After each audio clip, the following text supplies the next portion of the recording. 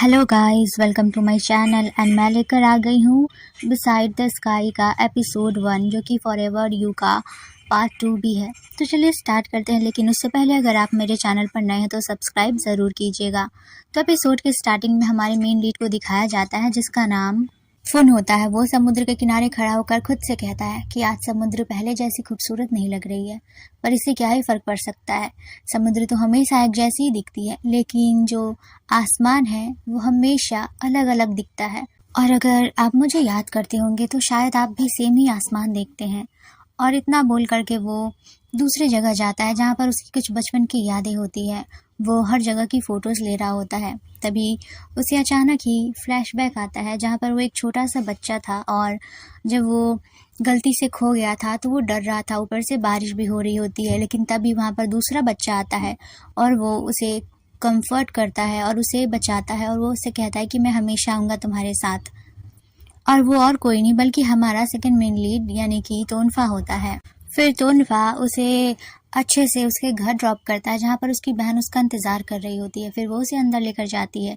उसके बाद हम देखते हैं कि जब तोनफा अपने स्टडी के लिए उस शहर से दूर जा रहा होता है तो वो फा और टाइफून से मिलकर जाता है और उन दोनों को कहता है कि अपना ख्याल रखियो और बहुत अच्छे से वो लोग पढ़ाई करें ताकि सब साथ में डॉक्टर्स बने।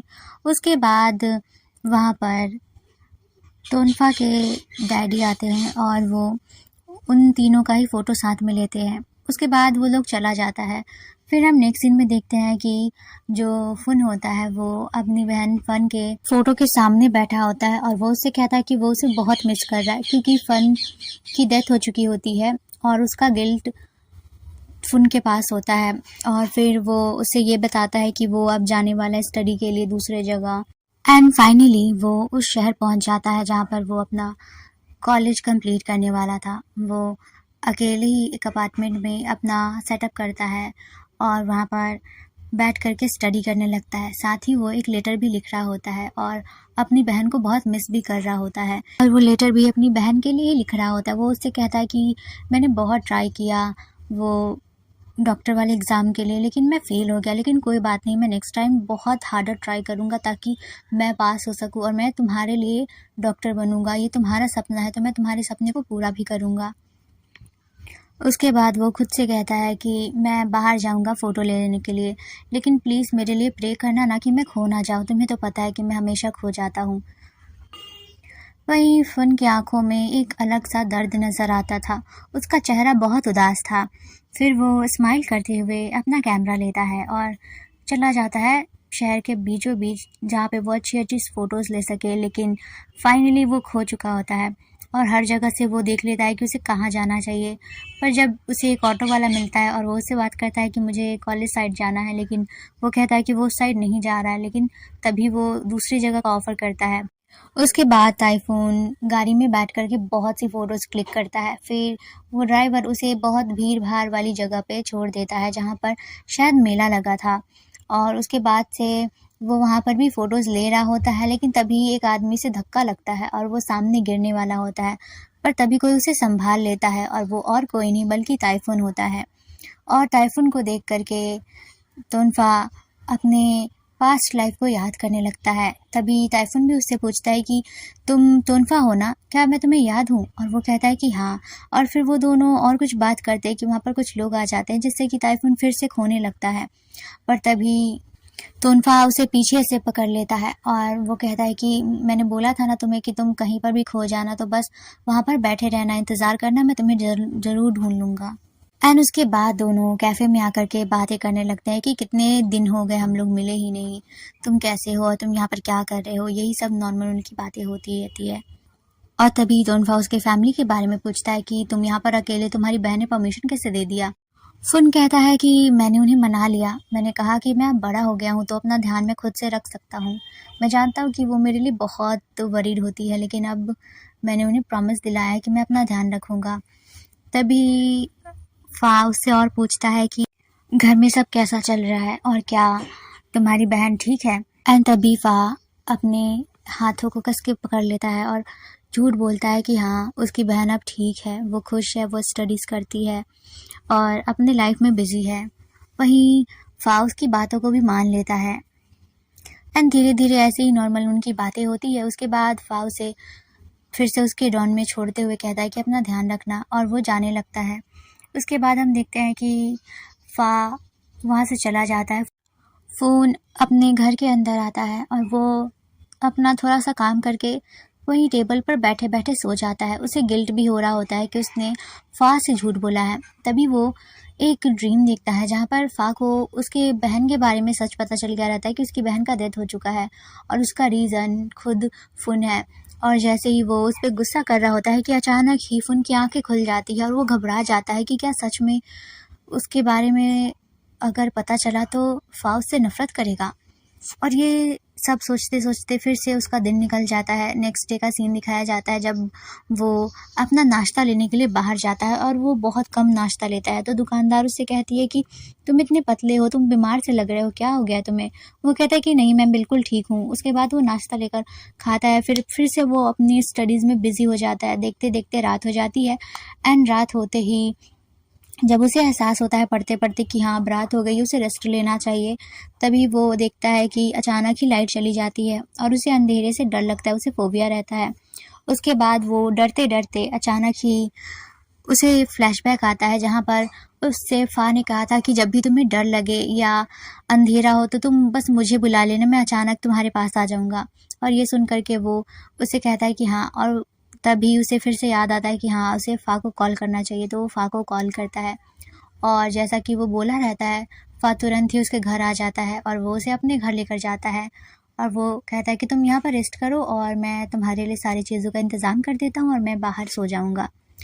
तो फ़ोन उससे इंसिस्ट करता है कि नहीं, तुम भी इसी रूम में सो सकते हो, मुझे कोई दिक्कत नहीं है, मैं सोफ़े पर सो जाऊँगा। लेकिन तभी फ़ा कहता है कि नहीं, तुम अच्छे से रेस्ट करो, मैं तुम्हारे साथ हूँ। फिर वो दोनों सो जाते हैं। तभी फ़ा को बुक लेना रहता है अपने रूम से। जब वो रूम में जाता है तो देखता है कि फ़ुन सो रहा है, तो वो बिना डिस्टर्ब किए ही बुक निकाल रहा होता है। तभी फ़ुन आँखें खोलता है। फ़ा को लगता है कि शायद उसने उसे जगा दिया होगा, लेकिन तभी फ़ुन कहता है कि नहीं, मैं जाग रहा था, मुझे नींद ही नहीं आ रही है। और तभी वो कहता है कि क्या मैं लाइट ऑफ़ कर दूँ? ये सुन कर के फ़ुन कहता है कि नहीं, मुझे अंधेरे से डर लगता है, मुझे नींद भी नहीं आएगी। मैंने बहुत ट्राई किया अपने इंसोम्निया से लड़ने की, लेकिन नहीं होता मुझसे। तभी फ़ा कहता है कि कोई बात नहीं, मैं तुम्हारे साथ हूँ, तुम मेरा हाथ पकड़ सकते हो, तब तुम्हें डर नहीं लगेगा।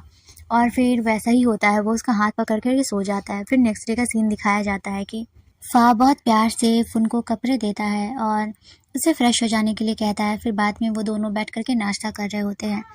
तभी फ़ा देखता है कि फ़ुन बहुत कम खाना खा रहा है, तो वो कहता है कि अगर तुमने अच्छे से खाना खाया ना तो मैं तुम्हें घुमाने लेकर चलूँगा और तुम वहाँ पर अपनी अच्छी-अच्छी फ़ोटोज़ भी ले सकते हो। तभी वो कहता है कि नहीं, मैं तो इतना ही खाता हूँ। तभी वो उसे बहुत प्यार से समझाता है कि नहीं, तुम अभी यंग हो, स्टडीज़ में तुम्हें फ़ोकस चाहिए होगा, तो तुम्हें अच्छे से खाना चाहिए, अपना ध्यान रखना चाहिए। और ऐसे ही बातों बातों में फ़ुन फ़ा को देख रहा होता है। तभी फ़ा उससे पूछता है कि क्या मुझे तुम्हारी बहन का लाइन आईडी मिल सकता है, क्योंकि मैं उससे बात करना चाहता हूँ, मुझे जानना है कि सब कैसा है घर में। फ़ुन बहुत सोच समझ करके ओके कह देता है। उसके बाद फ़ुन अपने घर आ जाता है और फिर से स्टडी कर रहा होता है। तभी अचानक ही उसकी बहन के फ़ोन पे नोटिफिकेशन आता है जहाँ पर फ़ा होता है और फ़ा उसकी बहन से बस यही पूछता है उसका हाल चाल और बाकी सब कैसा है। और यहाँ पर दूसरे साइड से फ़ुन अपनी बहन की जगह से उसका रिप्लाई कर रहा होता है, क्योंकि वो अभी भी फ़ुन फ़ा से ये सच छुपाना चाहता था कि उसकी बहन अब इस दुनिया में ही नहीं है और वो जिससे बात कर रहा है वो और कोई नहीं बल्कि वो फ़ुन है।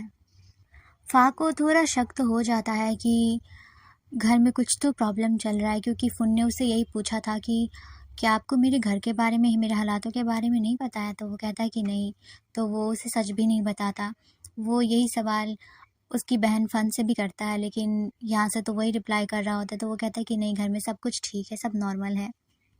मैसेज में बात करने के बाद फिर से फ़ुन को गिल्ट हो रहा होता है कि वो अब भी अपनी बहन की जगह लेकर के वो किसी और से बात कर रहा है। फिर नेक्स्ट डे का सीन दिखाया जाता है जहाँ पर जैसा कि फ़ा ने प्रॉमिस किया था कि वो फ़ुन को बाहर लेकर जाएगा, जहाँ पर वो दोनों अच्छी-अच्छी फ़ोटोज़ लेंगे।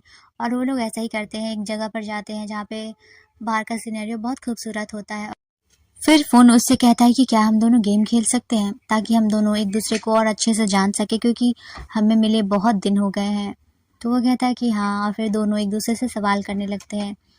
और फ़ाह उससे सवाल करता है कि क्या तुम ठीक हो? तो वो कहता है कि हाँ। फ़ोन भी वही सवाल करता है कि हाँ, और उन दोनों का नॉर्मल सा कन्वर्सेशन होता है यहाँ पर।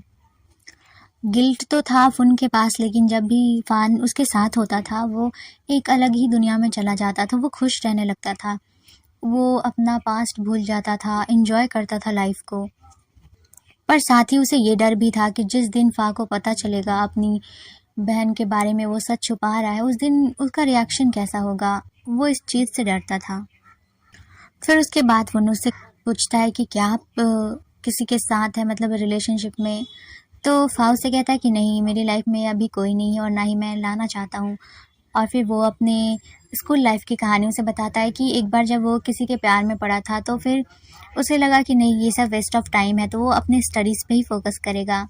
उसके बाद फ़ाह भी उससे यही सवाल करता है, तो वो कहता है कि नहीं, वो भी सिंगल है और वो बहुत अकेला है और हमेशा से अकेला रहता है। तो ये सुन कर के फ़ाह उससे कहता है कि नहीं, तुम अकेले नहीं हो, और तुम्हें याद है जब एक बार तुम खो गए थे और मैंने तुम्हें ढूँढते-ढूँढते वहाँ तक आया था, तो तुम्हारे पास एक छोटी-सी बिल्ली थी। तो वो कहता है कि हाँ, और फिर उस बिल्ली के बारे में बताया कि वो उसे पालता है। फ़ुन ने ही उसे कहा था कि क्या हम इस बिल्ली को घर लेकर जा सकते हैं, लेकिन फ़ाह उसे समझाता है कि नहीं, तुम्हें तो पता है ना कि तुम्हारे डैड कैसे हैं, वो अलाउ नहीं करेंगे बिल्ली को। तो वो कहता है कि मैं क्या करूँ, ये मुझे बहुत पसंद है और मैं इसे छोड़ भी नहीं सकता। तभी फ़ाह उससे कहता है कि कोई बात नहीं, मैं इसे पाल लूँगा तुम्हारे लिए। और फिर दोनों मुस्कुराने लगते हैं, फिर उस बिल्ली का नाम भी रखते हैं वो लोग। उसके बाद फ्लैशबैक ख़त्म होता है, फिर वो दोनों फिर से सवाल जवाब करने लगते हैं।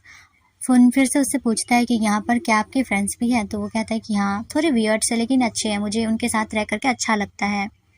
और ये एपिसोड यहीं पे ख़त्म होता है। इस एपिसोड में ज़्यादा कुछ नहीं था, इसलिए मैंने नॉर्मल ही इसे एक्सप्लेन किया है। तो आई होप आप लोगों को मेरा एक्सप्लेन करना अच्छा लगा हो। मिलते हैं नेक्स्ट एपिसोड में, एंड नेक्स्ट एपिसोड से मैं इसे अच्छे से एक्सप्लेन कर दूँगी। ओके, सो बाय बाय।